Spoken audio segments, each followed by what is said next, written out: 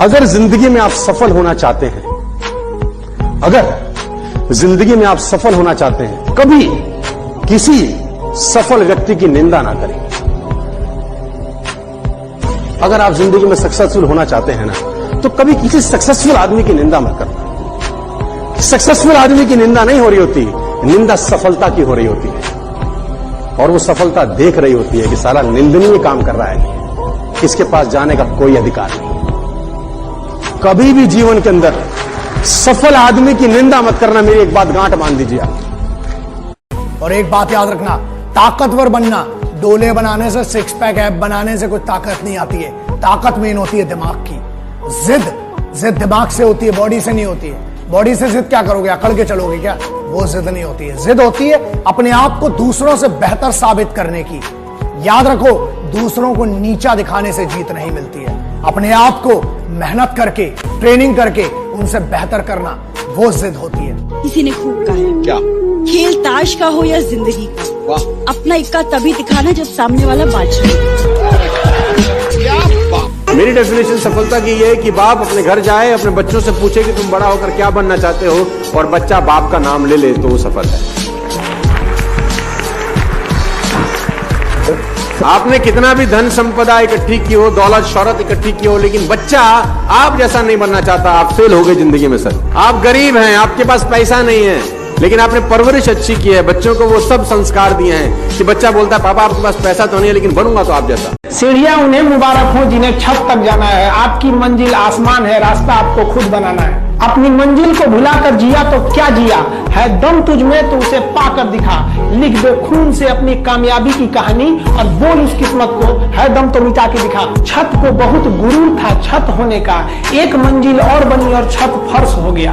तूफान ज्यादा होती है तो कश्ती डूब जाती है, और घमंड ज्यादा हो जाती है तो हस्ती डूब जाती है। पतंग को पता होता है कि उसका अंत एक कचड़े में जाकर होगा, लेकिन उससे पहले उसे आसमान छूकर दिखाना होता है। पहाड़ों को चीरते हुए जब नदी निकलती है ना, तो कभी नहीं पूछती है कि समुद्र अभी कितना दूर है, और नदी में गिरने से तो कभी किसी की मौत नहीं होती। मरता तो वही है जिसे तैरना नहीं आता है।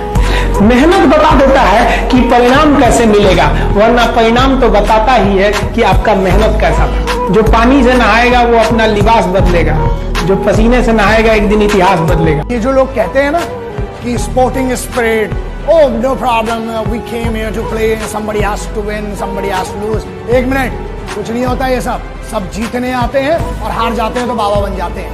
खेल में दो ही चीजें, या तो जीत होती है, हार होती है। और अगर तैयारी तगड़ी है ना, तो हमें जीतना है। हारने वालों को कोई नहीं पूछता। चांद पे पहला कौन आदमी गया था सबको याद है, दूसरा कौन गया, किसका चच्चा था, किसी को नहीं याद है। याद रखिए, पहला बनना बहुत जरूरी है, उसके लिए जिद बहुत जरूरी है। जो आदमी तय कर लेता है और उसको अगर पूरा कर लेता है, आत्मवान होने लगता है। कहते हैं वो दुनिया में आत्मवान होता है। और कहते हैं कि जो आदमी मन के साथ जीता है वो साधक नहीं होता। जो आदमी मन के साथ जीता है वो साधक नहीं होता, जो संकल्प के साथ जीता है वो साधक होता है। एक आदमी सूखी रोटी कोर को तोड़ता, यूं लगाता और खाता। रोटी पे कुछ था नहीं, लगाता खाता, लगाता खाता। एक सज्जन उधर से गुजर रहा था, बोला भैया क्या कर रहे हो? भाई साहब गरीब आदमियों कुछ है नहीं है, इसलिए सोच सोच के खा रहा हूँ कि भाई चटनी रखी हुई है।